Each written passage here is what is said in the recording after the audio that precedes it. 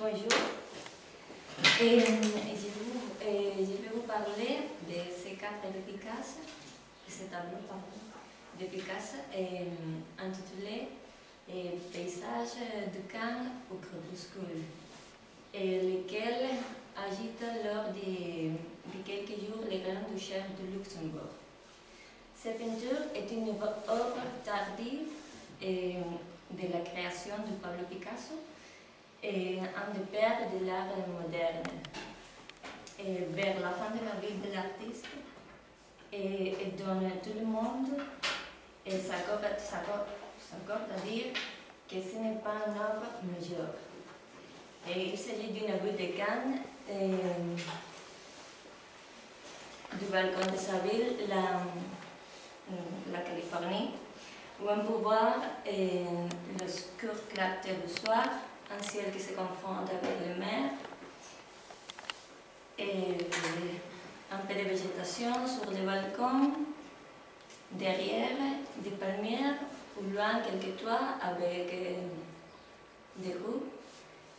Et dans ce document biographique, Pablo Picasso critique l'expansion de Cannes et c'est autant quand s'urbanisait. On estime qu'en 92 ans qu'il a vécu, Pablo Picasso aura produit quelques 50 000 œuvres et de tout genre, de toute taille et de toute technique et de qualité inégale. Et le musée Picasso à Paris possède 5 000. Le Luxembourg possède 1. Et l'actuel ministre des Finances pensait vendre cette huile sur toile d'1,30 m sur presque 2 mètres pour restaurer ses caisses.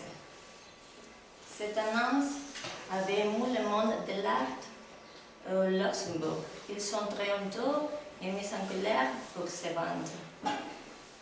Et l'histoire entre ces peintures et Luxembourg commence quand en 1999, il était arrivé au Musée national d'histoire et d'art luxembourgeois pour une exposition. Dans les derniers jours de cette exposition, et elle avait été légèrement endommagée accidentellement par une égratignure.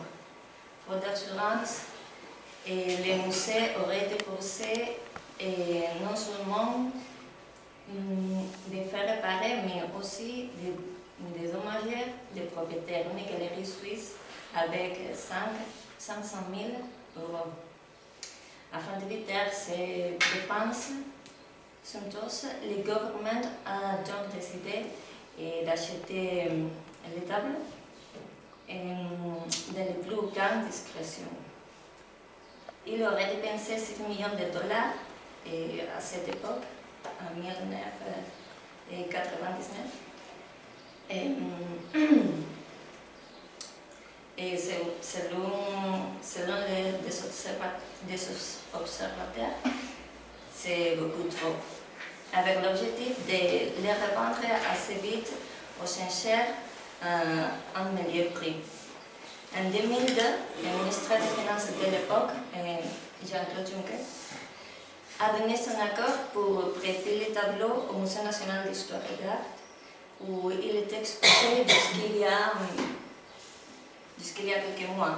Le partie du musée où il était suspendu est actuellement en cours de rénovation. Le directeur du musée assure qu'il était peu probable que la toile se revende à son prix d'achat, mais plutôt entre 3 et 5 millions de $, au lieu du meilleur prix qu'il attendait à obtenir. L'expertise a montré qu'il était abîmé et que le gouvernement réaliserait une mauvaise vente. Xavier Beth, le premier ministre du Grand-Duché, a finalement décidé de les conserver et l'ajouter à le patrimoine luxembourgeois. Aujourd'hui, le tableau est en dépôt à Genève et attendait possiblement la fin des travaux de rénovation et de musée afin de retrouver sa place au printemps.